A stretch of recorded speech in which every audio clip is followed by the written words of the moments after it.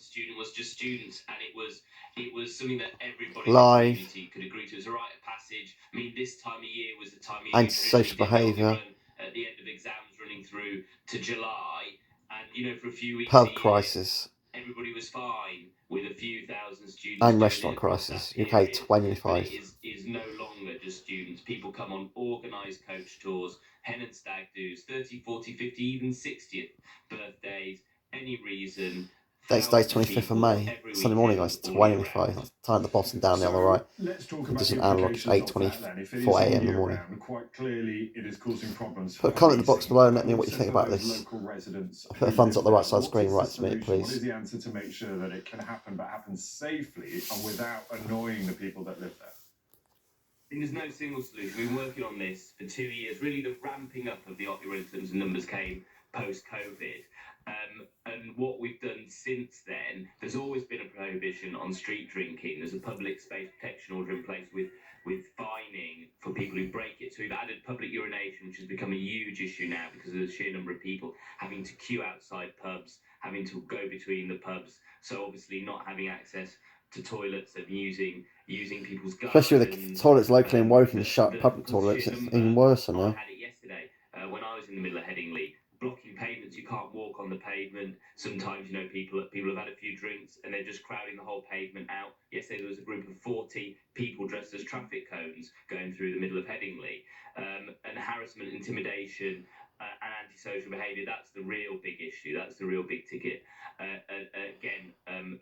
Instant fining for those and things like offensive costumes. But we're going to have to go, really, that's in place now. We're going to have to go further. The ultimate solution is that it gets back to numerically where it was prior to COVID, and that's going to mean more powers, unfortunately. So how do you do that though? Is that about ticketing this event? Is it about making sure there are stricter limits? I mean, if people are going to turn up, they want to get to that pub. How do you police something like that?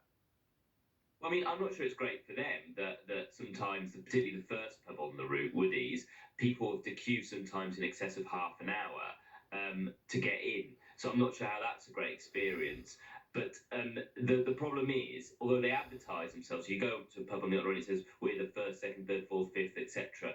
pub on the Otley Run, it isn't classified as an event. Each pub's a pub. How do you stop people going into the pub if the pub has a licence, like every other pub in the country? So we need to look at that in terms of the law, because you can't ticket a pub unless it's a particular event like New Year's. So that's gonna take a big change in the law.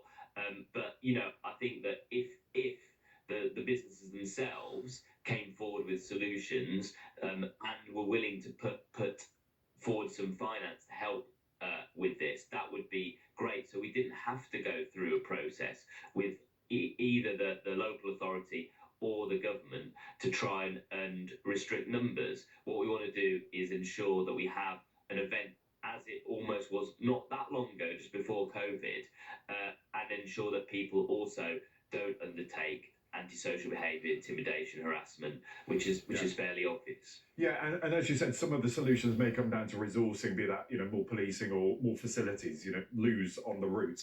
But who pays? And we heard in that report there that the hospitality boss saying, look, they're being squeezed for higher minimum wage, they're being squeezed for higher national insurance contributions. They're already squeezed. Why should they be putting their hand in their pocket to pay even more? I mean, the 90 pubs on the route, and it has grown in recent years, but actually every couple of months you get a new venue trying to open as a bar or pub, and we've managed to stop any more opening. They are so busy. It's not just that it's Saturday and then they're dead the rest of the week. They are busy quite often because obviously we've got a lot of students. The locals go and drink in the pubs, particularly the ones on top of the route, outside of the Otley Run, because they can't utilise it in that period. These are really busy pubs. These are not pubs that are struggling. Alex, good to talk to you. Thank you for being with us this morning. Alex Sobel there, the MP for Labour, Leeds Central. There you go. Please scratch on Sign Jennings. Let me know what you think in the comment box below.